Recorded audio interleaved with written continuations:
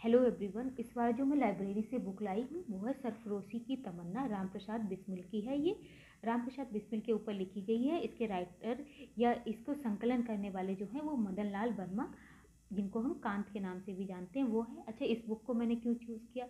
एक तो हिस्ट्री से रिलेटेड है तो थोड़ा कंपटीशन में मेरे हेल्प करेगी। दूसरी बात ये है कि रामप्रसाद बिस्मिल शाहजहाँपुर के थे। शाहजहाँपुर मेरे शहर से इसकी बाउंड्री लगती है, तो इसलिए मैंने इस बुक को प्रेफर किया। रामप्रसाद बिस्मिल की बात करें तो इनका जन्म 11 जून 1897 को हुआ था और इनको अंग्रेज़ों द्वारा 19 दिसंबर 1927 को फांसी पे लटका दिया गया। ये जो बुक है ये 1997 में लिखी गई है। 1897 में इनका जन्म हुआ था। 1997 में इनके जन्म के 100 साल होने पे ये बुक लिखी गई। तो राइटर कहते भी हैं यहाँ पे, या वर्ष यानी 1997 की बात कर रहे हैं, या वर्ष बिस्मिल शताब्दी वर्ष है, अतः इस ग्रंथ के प्रकाशन से अच्छी और कोई श्रद्धांजलि उस महापुरुष को नहीं दी जा सकती। यानी बिस्मिल को इस बुक को छापने से अच्छी क्या ही श्रद्धांजलि होगी। इस बुक में जो निवेदन है, इसकी शुरुआत राइटर कुछ इस तरीके से कहते हैं। लहू देखकर जिसे मुश्किल से हम आज़ाद कर पाए, हमारे मुल्क की तस्वीर यह किसने बिगाड़ी है। यानी ये 1997 की बात कर रहे हैं, तो वो कह रहे हैं कि अगर बिस्मिल होते तो इस समय ये वाली बात कहते कि हमने इस देश को आज़ाद कराने के लिए अपना खून दिया, लेकिन देखो आज इस देश की क्या हालत है, किस तरीके की हालत इसमें बनी हुई है। और इसके अलावा निवेदन में वो बताते हैं कि किस तरीके से उन्होंने जो रामप्रसाद बिस्मिल की सारी बुक्स थी, रामप्रसाद बिस्मिल एक राइटर भी थे, वो मतलब लिखा भी करते थे।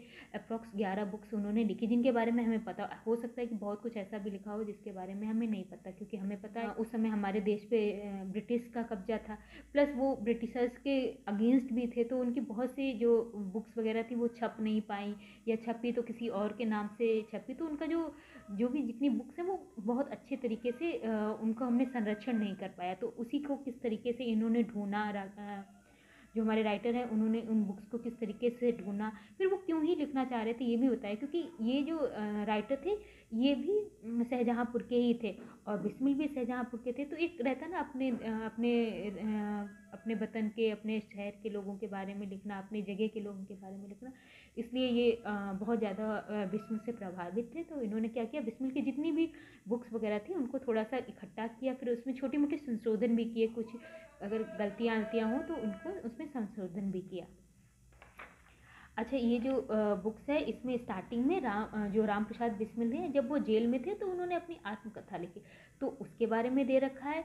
और लास्ट में जो रामप्रसाद बिस्मिल ने और बुक्स भी लिखी हैं उनके बारे में दे रखा है। जैसे उन्होंने अमेरिका की आज़ादी के ऊपर बुक लिखी थी, अमेरिका की स्वतंत्रता का इतिहास, वो है।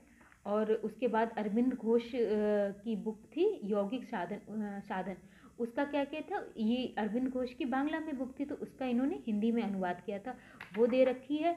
और कैथराइन या स्वाधीनता की देवी, ये रूस की एक क्रांतिकारी थी कैथराइन, उनके बारे में दे रखा। अच्छा, इससे ये भी पता चलता है कि रामप्रसाद बिस्मिल जो बाहर का इतिहास था यानी विश्व इतिहास था, जैसे अमेरिका हो गया, यूरोप हो गया या रशिया हो गया, वो भी पढ़ा करते थे, उसकी नॉलेज थी तो उसको बुक्स में लिखते थे। अच्छा, इन बुक्स को बेचकर वो इन बुक्स को उन्होंने क्यों लिखा, ये भी जब इनकी आत्मकथा पढ़ोगे तो समझ आती है कि इसको क्या करते थे, इसको बेचते थे, फिर हथियार वगैरह खरीदते थे, या जो इनके संगठन के लोग होते थे उनके पालन पोषण में भी इस पैसे का यूज़ करते थे वो।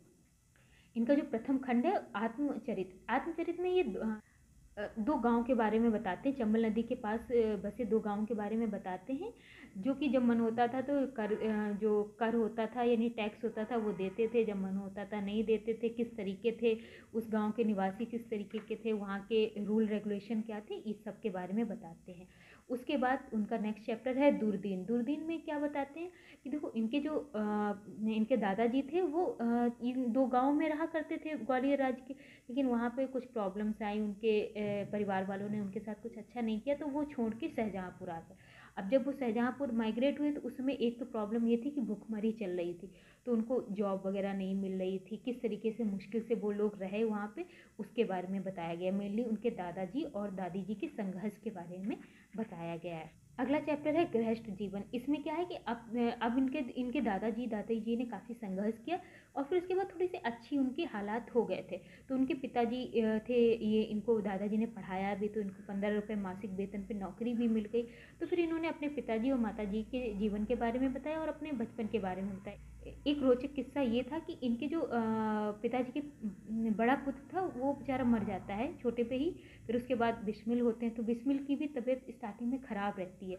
तो उस टाइम के जो इलाज थे, जैसे कि क्या एक इलाज था कि एक खरगोश को इनके ऊपर से उतार के रखा गया। तो क्या हुआ कि वो सारी जो भी इनकी प्रॉब्लम थी वो खरगोश में आ गई, बेचारा खरगोश मर गया और बिस्मिल सही हो गए, उसके बारे में बताया है।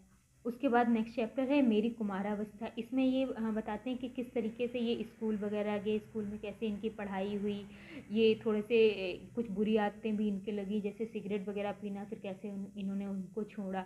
ये चोरी भी किया करते थे, अपने पिताजी के संदूक से कुछ पैसे वगैरह चोरी करते थे, उनसे बुक्स खरीदते थे उसके बारे में इसमें इन्होंने बताया। फिर पास के एक मंदिर में एक पुजारी आके रहने लगे, तो उससे कैसे वो धीरे धीरे आर्य समाज की तरफ गए, इस सब के बारे में इन्होंने इसमें बताया हुआ है।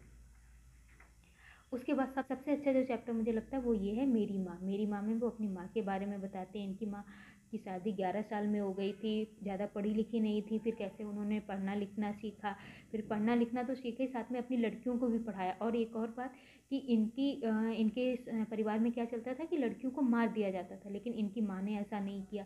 तो अपनी माँ के बारे में बताते, बहुत ही माँ का बहुत ही प्रभाव इन पर पड़ा।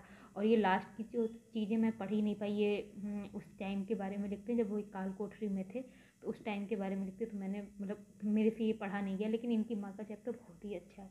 फिर मेरे गुरुदेव में ये अपने गुरुदेव के बारे में बताते हैं, जिनसे इनको बहुत सारी शिक्षा मिली, और जो क्रांतिकारी वो बने वो उसमें गुरुदेव का काफ़ी ही हाथ था।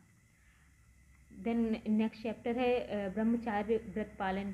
ये ब्रह्मचार्य को ये कहते थे कि अगर क्रांतिकारी या इस टाइप के कुछ काम करने तो फिर आपको ब्रह्मचार्य पालन करना होगा। अगर आप ये थोड़े से प्यार व्यार में पड़ गए तो फिर ये सारी चीज़ें नहीं हो पाएगी। तो यानी ये प्यार व्यार में पड़ने के खिलाफ थोड़े से हुआ करते थे। तो इस तरीके से प्रथम खंड खत्म होता है।